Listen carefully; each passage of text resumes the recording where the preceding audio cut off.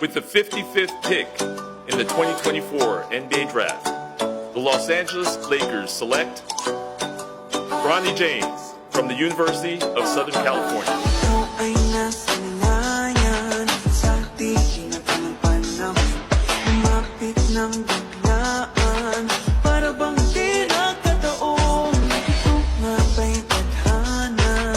Tangi kong ilang sa mga dala, mga pintig ng puso'y nakalaan para sa'yo. Follow your footprints in the sand, walking with you on this island, guided by the grip of your hand. I can feel you holding my world. Ano ba itong nadarama? Oh, shucks.